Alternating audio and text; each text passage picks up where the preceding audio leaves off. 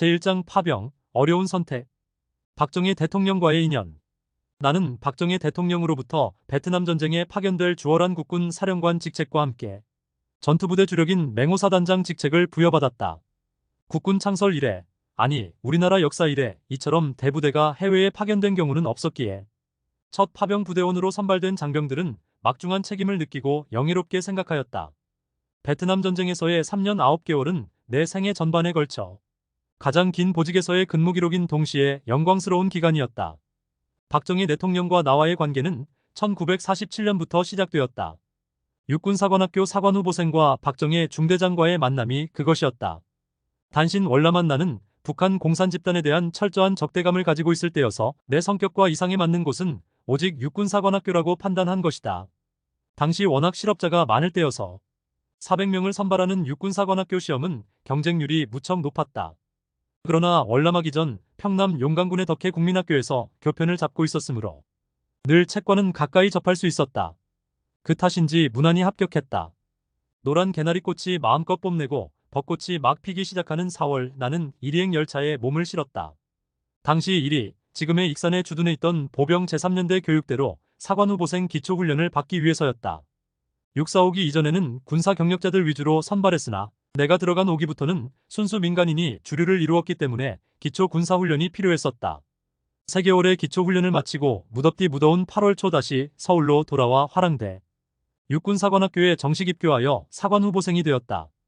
육사의 훈련과 교육은 매우 엄격했으며 비교적 교육기간이 짧을 때여서 이른바 스파르타식 교육훈련이 계속되었다. 박정희 대위는 작달막한 키지만 곧은 자세 그리고 근엄한 표정으로 후보생들 모두를 위엄으로 압도하고 있었다. 후보생 중 대장과 사관후보생은 가까이 할 수 없는 상하관계였으므로 나는 늘 먼 발치에서 박정희 대위를 바라볼 뿐이었다. 육군 소위 임관시 부여받은 군번 1826이면 400여 명 가운데 26번째니 성적이 좋은 편이었다. 당시 군번은 15번까지는 학교 성적과 관계없이 일본군, 만주군, 광복군 등 군사 경력자에게 배당되었으므로 사실상 학교 성적으로 셈하면 1첩번째에 해당되었다. 1948년 3월 말 임관 졸업식을 며칠 앞두고 임관 후 최초 보직을 받고 나는 놀라지 않을 수 없었다. 모두가 가장 가기 싫어하는 제주도로 발령되었기 때문이었다. 성적이 좋으면 모두가 좋아하는 보직처로 갈 것으로 알았던 나에게 불안과 실망이 안겨졌다. 육사 졸업식은 4.3 사건으로 제주도에 첫 총성이 울린 뒤 불과 사흘 후인 4월 6일에 있었다. 바로 645기생이 43사태와 뗄 수 없는 운명임을 암시하는 결과가 되었다. 어쨌든 나는 동기생 8명과 함께 제주도에 주둔하고 있는 제구연대에 배치되었다.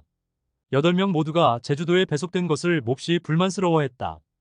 육사에서 훈련이나 교육 중 교관들이 말 안 듣는 후보생들을 향해 넌 제주도행이야라며 위협했는데 우리들 9명 모두 심할서 한 장 쓴 적도 없고 학업 성적 또한 상위권에 속했는데 제주도의 유배 아닌 유배가 되었으므로 화를 낸 것은 당연한 일이었다. 나는 구연대 소대장으로 부임했다. 소대원은 42명. 나는 지금도 소대원의 84개 눈초리를 잊을 수 없다. 그 눈초리는 소대장에 대한 애정이나 호기심의 눈빛이 아닌 증오에 찬 살기 등등한 눈초리였다. 저주의 눈빛, 그것은 공산주의자의 세뇌당한 눈초리였다. 그날 나는 숙소로 돌아와 두려움에 잠을 이룰 수 없었다. 결국 나는 위기 때마다 나를 구해주신 것으로 확신하는 하나님께 무릎을 꿇고 기도하였다. 나는 그 위기 속에서 성서 구절이 생각났다. 믿음, 소망, 사랑, 그 가운데 제일은 사랑이었다. 42명의 부하들에게 사랑을 베풀자. 그렇게 결심한 나는 죽음을 무릅쓰고 부하들 마음속을 파고 들어갔다. 거기에서 얻은 교훈이 골육지정물치 21층의 리더십이었다. 제주도에서의 많은 이야기와 4.3 사태에서의 위기 극복에 대한 부분은 이미 채명신 회고록 사선을 너머에 상세히 기술되어 있으므로 여기서는 되풀이하지 않겠다. 다만 맺는 말로 요약한다면 골육지정의 통솔로 이데올로기까지 극복할 수 있다는 신념을 제주도에서 터득했다는 사실이다. 제주도 근무에 이어 운명적 부대 근무는 대위로 진급하여 38선 방어 임무를 거쳐 태백산 공비토벌로 이어진다. 그리고 6.25 발발 이후 몇 번 죽을 고비를 넘긴 뒤 100골병단을 지휘, 사선을 돌파하는 유격전으로 다시 교훈을 쌓아갔다. 이 이야기 또한 회고록 사선을 너머에 있으므로 생략하기로 한다. 이 과정에서 나 채명신과 박정희 대령과의 만남이 극적으로 이루어진다. 유격전으로 100골병단을 지휘하며 대담한 기습으로 승리를 이끈 뒤 남하하여 강릉에 도착했다. 당시 강릉에는 제구사단 사령부가 주둔하고 있었다. 그곳에서 육사 시절 중대장이었던 박정희 대령을 만났다. 사단 참모장으로 있었다.